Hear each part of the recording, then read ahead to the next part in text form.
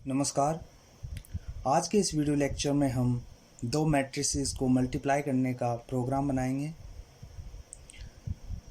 Suppose हमारे पास matrix A है और बी है, तो हमें इन दोनों मैट्रिसेस को मल्टीप्लाई करना है और जो रिजल्ट आता है वो सी के अंदर स्टोर कराना है। तो रिजल्टेंट जो मैट्रिक्स होगी वो होगी सी।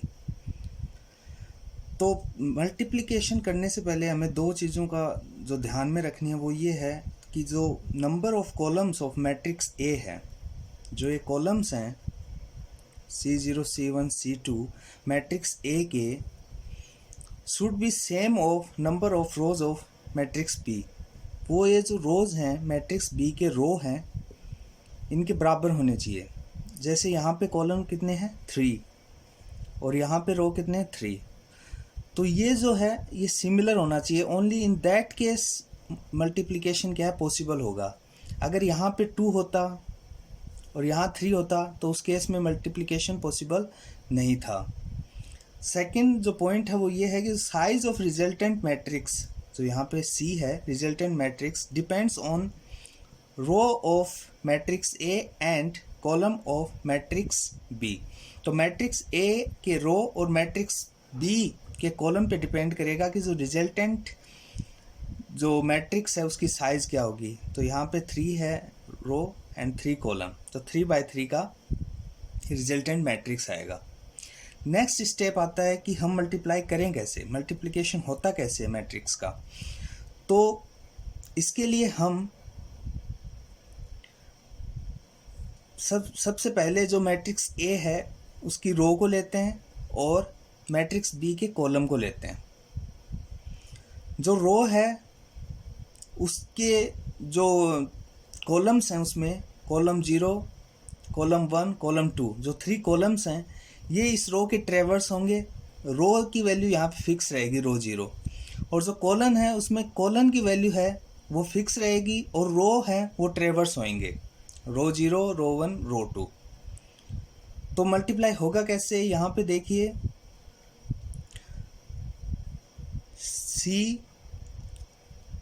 R0 C0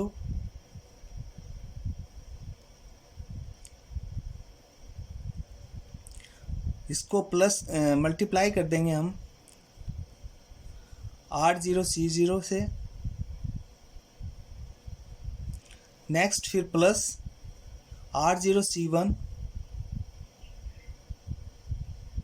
उसको मल्टीप्लाई करेंगे हम R1 C0 plus R0 C2, उसको मल्टीप्लाई करेंगे हम R2 C0 से। तो पहले मल्टीप्लाई करेंगे, जो रो है R0 जो रो है उसके हर कॉलम को, जो कॉलम बी का जो कॉलम 0 है उसके हर रो से, और जो भी आंसर आता है उसको ऐड करते जाएंगे हम। जैसे R0 C0 का आंसर जो वैल्यू है वो 3 है, इसको मल्टीप्लाई कर देंगे हम R0 C0 से, तो 3 × 2 6, उसको प्लस कर देंगे। नेक्स्ट है R0 C1, R0 C1 है मैट्रिक्स ए का 2 है, और R1 C0 3 है, तो 2 3 जा 6, प्लस R0 C2 1 हो गया और R2 C0 1 हो गया, तो प्लस 1 × 1 1, सो पहली वैल्यू आगे वो आ गई 30। सो जो फर्स्ट जो रिजल्टेंट मैट्रिक्स का रो 0 C0 जो कॉलम 0 है उसकी वैल्यू आ गई 13। नेक्स्ट इसी तरीके से हम अगला एलिमेंट निकालेंगे, अगले एलिमेंट की वैल्यू निकालेंगे। तो उसमें हम क्या करेंगे, अब जो कॉलन है उसको एक इंक्रीमेंट कर देंगे। अब क्या होगा, R0 को मल्टीप्लाई करेंगे हम C1 से। तो यहाँ पे हम करके देखते हैं एक और एग्जांपल। R0 C0, इसको मल्टीप्लाई करेंगे हम R0 C1 से,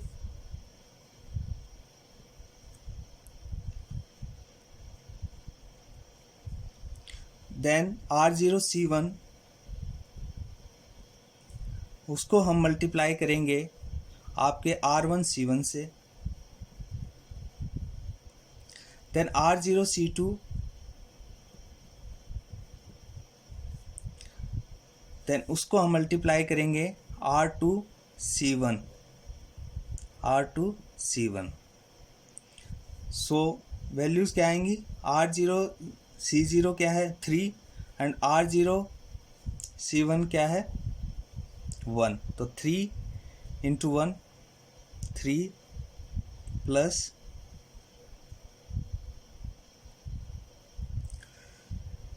R0 C1 है 2 एंड R1 C1 है 1, तो 2 1 जा 2 हो गया, प्लस R0 C2 है 1 और R2 C1 है 2, तो प्लस 2 हो गया है।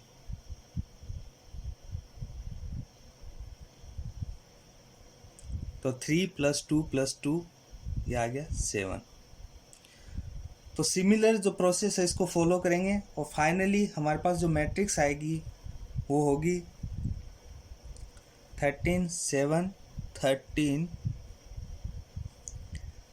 एंड 9 10 16 22 13 23।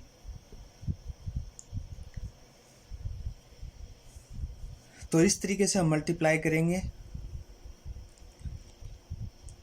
तो आइए प्रोग्राम स्टार्ट करते हैं। प्रोग्राम को कैसे बनाएंगे इसको, सबसे पहले हमने हेडर फाइल्स इंक्लूड कर ली।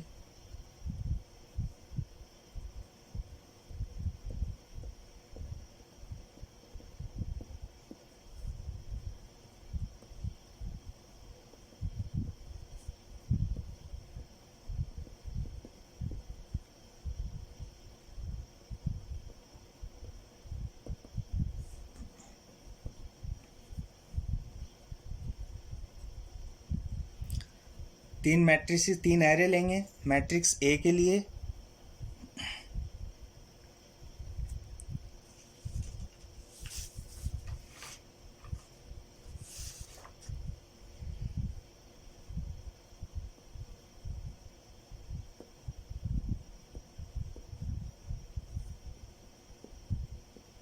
मैट्रिक्स बी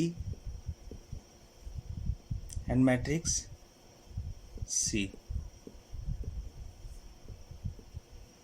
मैट्रिक्स ए और बी को मल्टीप्लाई करेंगे, देन वी विल इंसर्ट और we store the result in matrix C.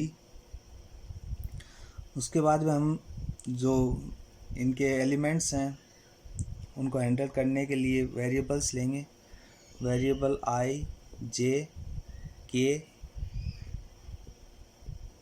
And some, जिसकी वैल्यू को इनिशियली हम स्टार्टिंग में इनिशियलाइज कर देंगे 0 से। नेक्स्ट जो प्रिंट करवाएंगे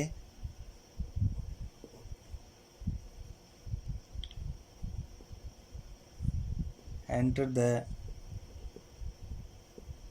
elements of matrix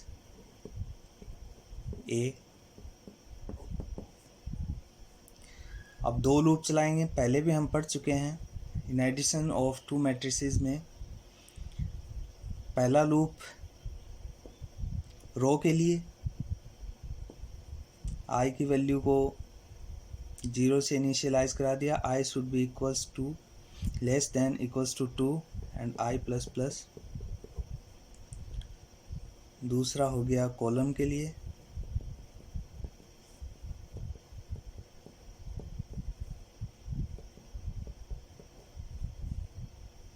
scan F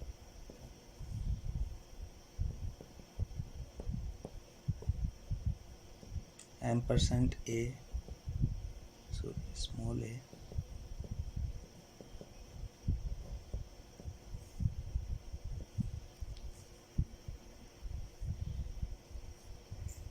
अब मैट्रिक्स बी के एलिमेंट्स एंटर करवाएंगे।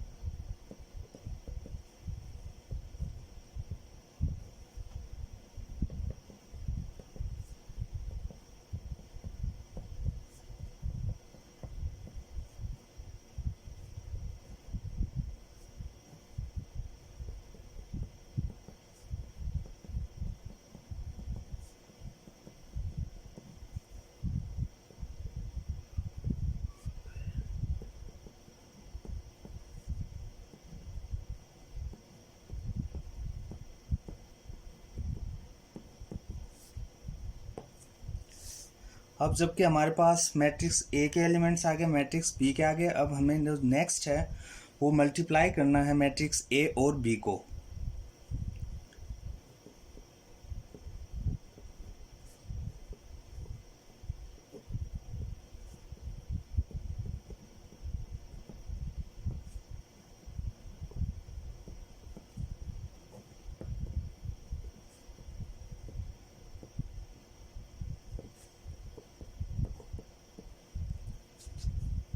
उसके लिए पहला लूप हम रोज़ के लिए लेंगे।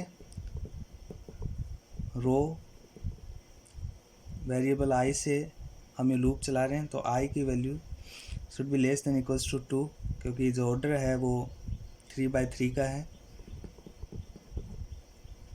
नेक्स्ट इसके अंदर हम कॉलम के लिए लेंगे जे वेरिएबल काम में लेते हुए।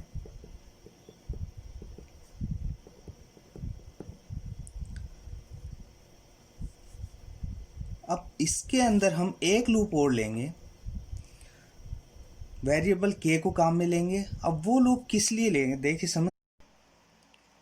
देखिए जब हमने मल्टीप्लाई किया था मैट्रिक्स ए और बी को, तो ये देखिए जब इस वैल्यू के लिए सी के R0 C1 के लिए जब हमने वैल्यू कैलकुलेट की थी, सी के R0 C1 के लिए, तो उस केस में देखिए आप R की जो वैल्यू है, रो है जो मैट्रिक्स ए का, वो सेम आ रहा है तीनों जगह। और चेंज क्या हो रहा है, जो कॉलम है रो R0 सेम रहेगा, चेंज क्या हो रहा है उसमें जितने कॉलम्स हैं वो मूव कर रहे हैं, वो चेंज हो रहे हैं। और बी में क्या है, जो C1 था वो सेम है सब में, C1 की वैल्यू सेम है, चेंज क्या हो रहा है रो की वैल्यू, रो 0, रो 1, रो 2, मतलब रो चेंज हो रही है। तो कहने का मतलब ये है कि जो आई और जे है जो हमने वेरिएबल लिए हैं, इनकी जो वैल्यू है वो फिक्स है। तो जो रो और कॉलम, जो कॉलम मैट्रिक्स ए के कॉलम चेंज हो रहे हैं, रो मैट्रिक्स बी के रो चेंज हो रहे हैं, तो उनको ट्रैक करने के लिए हम एक लूप और चलाते हैं। लूप के वेरिएबल काम में लेते हुए एक फुल लूप और चलाएंगे जिसमें के वेरिएबल काम में लेंगे, और सम जो वेरिएबल लिया था उसमें मैट्रिक्स ए और बी को मल्टीप्लाई करके ऐड कर देंगे। यहाँ पे देखिए जो वेरिएबल के है उसकी वैल्यू चेंज होगी इस लूप में 0 से 2 तक, और आई और जे की वैल्यू जो कि इस लूप में आने से पहले फिक्स थी वो सेम रहेंगी। तो ये बेसिकली कॉन्सेप्ट है टू मैट्रिक्स को मल्टीप्लाई करने के लिए। एक बारी मल्टीप्लाई करने के बाद में जब हमारे पास सम आ गया तो हम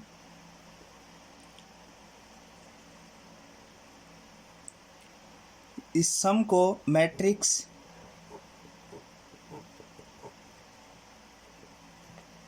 सी में असाइन कर देंगे, और सम की वैल्यू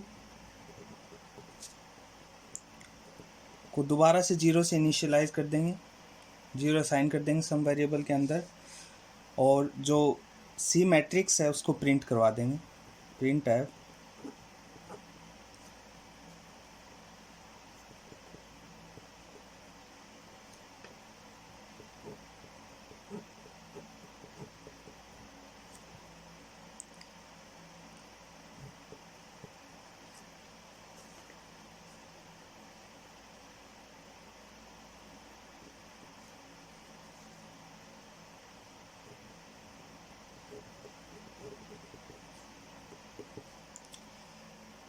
तो ये हमारा टू मैट्रिसेस को मल्टीप्लाई करने का प्रोग्राम था सी लैंग्वेज के अंदर। Thank you.